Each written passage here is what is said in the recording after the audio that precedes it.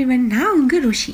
எல்லாரும் எப்படி இருக்கிறீங்க ஃப்ரெண்ட்ஸ்? இன்னைக்கு வந்துட்டு நாங்கள் என்ன வீடியோ பார்க்க போறோம்னு சொன்னா, ஸ்ரீலங்கன் ஸ்டைலில் 2 விதமான இறால் கறி எப்படி சமைக்கிறதுன்னு சொல்லி தான் பார்க்க போறோம். இந்த இறால் பார்த்தீங்கன்னு சொன்னா ஃப்ரெஷ்ஷாக பிடிக்கிறவங்க கிட்டேயே போயிட்டு வாங்கிட்டு வந்த இறால். பட் நேற்று வாங்கினதுனால நான் இதை வந்து ஃப்ரிட்ஜில் வச்சிருந்தேன். ஸோ நாங்கள் இப்போ இதை வந்து க்ளீன் பண்ணி எடுத்துக்கொள்ளலாம். ஒரு சில பேருக்கு பார்த்தீங்கன்னு சொன்னா இறால் க்ளீன் பண்ணுறது வந்து ரொம்பவுமே கஷ்டமான ஒரு விஷயமா இருக்கலாம். பட் அதுக்கு பதிலாக நாங்கள் எப்படி ரொம்பவும் ஈஸியாக இறாலை க்ளீன் பண்ணலாம்னு சொல்லி நாங்கள் இப்போ பார்க்கலாம். இந்த மாதிரி இறால் எடுத்துகிட்டு அதோட தலைப்பகுதியை வந்து ஃபஸ்ட்டுக்கு கிள்ளி விட்டுருங்க. அப்புறம் பார்த்தீங்கன்னு சொன்னால் அதோட வால் பகுதியில் லைட்டாக ப்ரெஸ் பண்ணும்போது ஒரு 0.5% அளவு தோல் வந்து ரிமூவ் ஆகி வந்துடும். அதுக்கப்புறமா மெலன் சீக்கிர தோலை வந்து நாங்கள் ஈஸியாக பீல் பண்ணி எடுத்துக்கொள்ள இயலும். இந்த தோல் எல்லாத்தையுமே ரிமூவ் பண்ணி விட்ட பிறகு இறாலோட மேல் பகுதியில் வந்து சின்ன ஒரு நரம்பு மாதிரியான ஒரு அமைப்பு இருக்கும். அதை நாங்கள் இது மாதிரி டூத் பிக் வச்சு ரிமூவ் பண்ணி விட்டுட்டோம்னு சொன்னால் ரொம்பவும் ஈஸியாக இறாலை வந்து நாங்கள் க்ளீன் பண்ணி கொள்ள இயலும். இப்போ இது மாதிரி மிச்சம் இருக்கிற எல்லா இறாலையுமே க்ளீன் பண்ணி எடுத்துக்கொள்ளலாம்.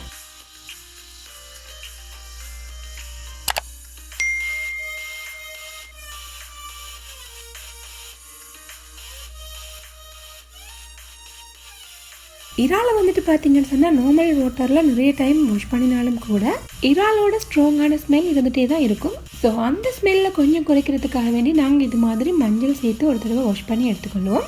அதுக்கப்புறம் பார்த்தீங்கன்னா ஒரு 2-3 டைம்ஸ் வாஷ் பண்ணிட்டோன்னு சொன்னால் இறாலோட அந்த ஸ்ட்ராங்கான ஸ்மெல் வந்து கொஞ்சம் குறைவாக இருக்கும்.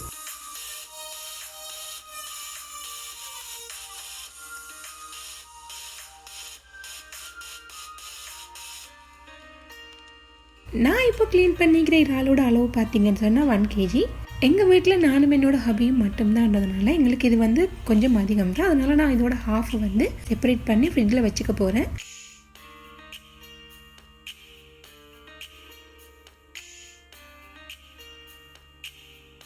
ஃபஸ்ட்டுக்கு நாங்கள் இறால் தொக்கு எப்படி செய்கிறதுன்னு சொல்லி பார்க்கலாம். முதல்ல ஒரு சட்டியை அடுப்பில் வச்சுட்டு அதில் ஒரு 2 டேபிள் ஸ்பூன் அளவுக்கு குக்கிங் ஆயில் சேர்த்துக்கோங்க. எண்ணெய் சூடாகினதுமே அதில் ஒரு 2 துண்டு பட்டை, அப்புறமா ஒரு 2 ஏலக்காய், அது கூட பார்த்தீங்கன்னு சொன்னால் 1 டீஸ்பூன் அளவு பெரிய சீரகம் சேர்த்துக்கொள்ளுங்க. இது எல்லாத்தையுமே சேர்த்து விட்ட பிறகு இந்த அளவுக்கு பொரிகிற வரை நல்லா வதக்கி விட்டுக்கொண்டே இருங்க.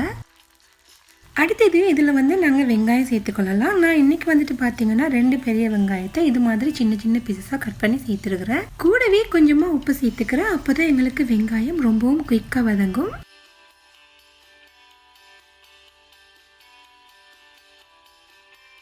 வெங்காயம் ஓரளவுக்கு வதங்கின பிறகு பார்த்தீங்கன்னா ஒரு 3 பச்சை மிளகாய், அது கூட ஒரு 2 கொத்து கருவேப்பிலை சேர்த்துக்கொள்கிறேன். கூடவே ஒரு 2-3 பீசஸ் ரம்பையில் சேர்த்துக்கொள்கிறேன். இது எல்லாத்தையுமே சேர்த்த பிறகு வெங்காயத்தை நல்லா வதக்கி விட்டுக்கோங்க. வெங்காயம் நல்லா வதங்கினா தான் எங்களோட இறால் தொக்கோட டேஸ்ட்டும் நல்லா இருக்கும். அடுத்ததான் ஒரு டேபிள் ஸ்பூன் இஞ்சி பூண்டு பேஸ்ட் சேர்த்து விட்டுட்டு அதோட பச்சை வாசனை போகும் வரை நல்லா வதக்கி விட்டுக்கோங்க. இந்த அளவுக்கு வெங்காயம் வதங்கின பிறகு நாங்கள் இப்போ கட் பண்ணி வச்சுக்கிற தக்காளியை சேர்த்து கொள்ளலாம். பெரிய தக்காளியாக இருந்தால் 2 தக்காளி போதுமா இருக்கும். சின்ன தக்காளியாக இருந்தால் ஒரு 3 தக்காளி சேர்த்துக்கொள்ளுங்க.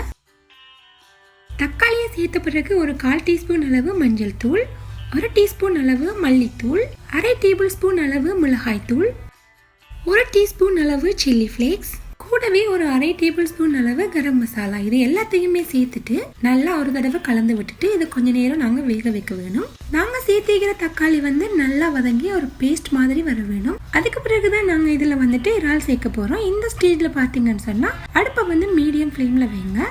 தக்காளி நல்லா வேகிறதுக்காக வேண்டி ஒரு லிட் வச்சு க்ளோஸ் பண்ணி விட்டுருங்க.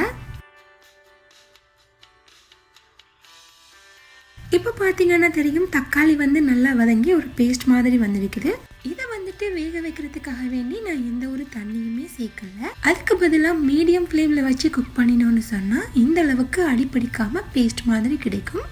இந்த ஸ்டேஜில் நாங்கள் க்ளீன் பண்ணி எடுத்து வச்சுக்கிற இறாலை சேர்த்துக்கொள்ளுவோம்.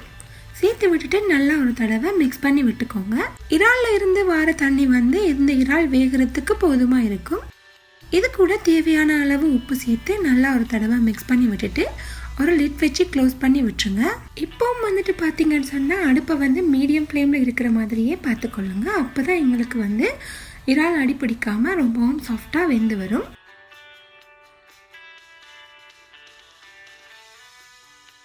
எங்களோட ப்ரான்ஸ் தொக்கு பார்த்தீங்கன்னா ரெடி ஆகிட்டு இருக்குது. இந்த ஸ்டேஜில் நாங்கள் கொஞ்சமாக எலுமிச்சை சாறு சேர்த்துக்கொள்ளுவோம். கூடவே கொஞ்சமாக ஃப்ரெஷ் கரி லீவ்ஸ் எடுத்து அதையுமே இது கூட சேர்த்து விட்டுட்டு நல்லா ஒரு தடவை மிக்ஸ் பண்ணி விட்டுக்கொள்ளுங்க. இது எல்லாத்தையுமே மிக்ஸ் பண்ணி விட்ட பிறகு நாங்கள் இப்போ ஸ்டவ்வை ஆஃப் பண்ணிக்கொள்ளலாம். எங்களோட சுவையான ப்ரான்ஸ் தொக்கு ரொம்பவுமே குயிக்காக ரெடி ஆயிடுச்சு. நாங்கள் அடுத்ததை வந்துட்டு பார்த்தீங்கன்னு சொன்னால் இது மாதிரியான பச்சை தக்காளி அப்புறமா இறால் வச்சு செய்யக்கூடிய ஒரு புளியானம் எப்படி செய்யறதுன்னு சொல்லி பார்க்கலாம். இந்த புளியானம் பார்த்தீங்கன்னு சொன்னால் யார் வேணாலும் ரொம்பவும் ஈஸியாக செய்து கொள்ள இயலும். இதுக்காக ஒரு சட்டியில் 6-7 பச்சை மிளகாயை 2 கட் பண்ணி சேர்த்துக்கொள்ளுங்க. அது கூடவே ஒரு பாதி வெங்காயம் மெல்லிசாக கட் பண்ணி சேர்த்துக்கொள்ளுங்க. அப்புறமா இது கூட கொஞ்சமாக இறால் சேர்த்துக்கொள்கிறேன். உங்களுக்கு அதிக அளவான இறால் தேவைன்னு சொன்னால் நீங்கள் அதுக்கேற்ற மாதிரி சேர்த்துக்கொள்ளலாம். கூடவே தேவையான அளவு உப்பு, 1/2 டீஸ்பூன் அளவு மஞ்சள் தூள், 2 கொத்து கறிவேப்பிலையை இது மாதிரி கிள்ளி காம்போட சேர்த்துக்கொள்கிறேன். அப்புறமா தேவையான அளவு தண்ணி. இது எல்லாத்தையுமே சேர்த்து நல்லா வேக விட்டுருங்க. தக்காளியை பார்த்தீங்கன்னு சொன்னால் நாங்கள் ஸ்டார்டிங்லேயே சேர்க்க மாட்டோம். பிகாஸ் அது ரொம்பவும் வெந்துருச்சுன்னு சொன்னால் அப்புறம் அதில் டேஸ்ட் விளங்காமல் போயிடும். ஸோ இந்த அளவுக்கு வெந்த பிறகு நாங்கள் கட் பண்ணி வச்சுருந்த தக்காளியை இது கூட சேர்த்துக்கொள்ளுவோம்.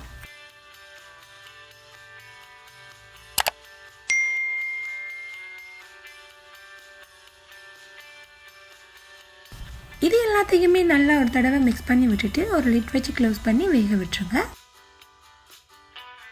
இப்போ ஓப்பன் பண்ணி பார்த்துடலாம்.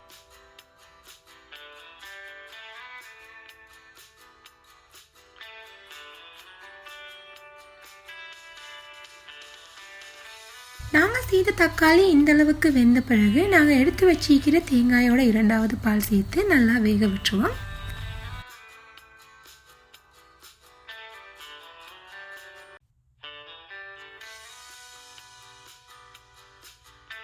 இந்த அளவுக்கு கறி கொதிக்கும் போது பார்த்தீங்கன்னு சொன்னால் நாங்கள் எடுத்து வச்சிருக்கிற தேங்காயோட 1வது பாலை சேர்த்துக்கொள்ளுவோம். 1வது தேங்காய் பால் சேர்த்த பிறகு நிறைய நேரம் கொதிக்க விட வேண்டிய அவசியம் இல்லை. லைட்டாக கொதி வரும்போதே ஃப்ளேமை ஆஃப் பண்ணி விட்டுருங்க. நீங்கள் நிறைய நேரம் கொதிக்க விட்டுட்டீங்கன்னு சொன்னால் கறி திரைஞ்சு போயிடும். கறி திரையாமல் இருக்கிறதுக்காக வேண்டி நீங்கள் இது மாதிரி ஒரு ஸ்பூன் வச்சு கலந்து விட்டுக்கொண்டே இருங்க.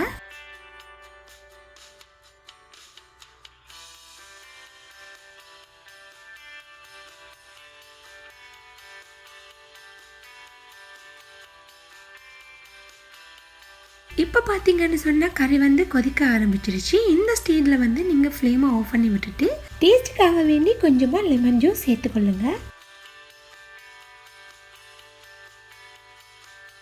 இந்த கறியோட ஹீட் கொஞ்சம் குறையிற வரைக்கும் நீங்கள் இது மாதிரி கலந்து விட்டுக்கொண்டே இருக்க வேணும். அப்படி இல்லைன்னு சொன்னால் இந்த கறி திரையிறதுக்கு நிறைய சான்ஸ் இருக்குது. ஸோ அப்போ அதோட டேஸ்ட் மாறி போயிடும்.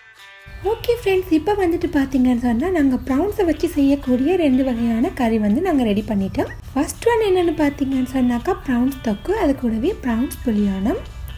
இது ரெண்டுமே நான் ஸ்ரீலங்கன் ஸ்டைலில் தான் ரெடி பண்ணியிருக்கிறேன்.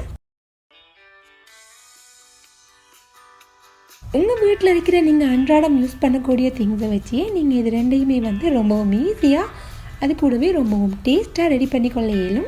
இந்த ப்ரான்ஸ் தொக்கு அது கூடவே ப்ரான்ஸ் புளியானம் நாங்கள் ஒயிட் ரைஸ் கூட அப்புறமா இட்லி அது கூடவே தோசை எல்லாத்தோடையுமே நாங்கள் வச்சு சாப்பிட இயலும். ஸோ கண்டிப்பாக நீங்களும் உங்கள் வீட்டில் இதை ட்ரை பண்ணி பாருங்கள். ட்ரை பண்ணி பார்த்துட்டு உங்களோட ஃபீட்பேக்ஸை கமெண்டில் சொல்லுங்கள். இந்த வீடியோ உங்களுக்கு பிடிச்சிருந்தா மறக்காமல் லைக் அண்ட் ஷேர் பண்ணுங்கள். இது மாதிரியான இன்னும் ஒரு இன்ட்ரெஸ்டிங்கான வீடியோட உங்கள் எல்லாரையுமே சந்திக்கிறேன். அது வரைக்கும் பாய். மறக்காம சர்ப்ரைஸ் பண்ணுங்க. Thank you.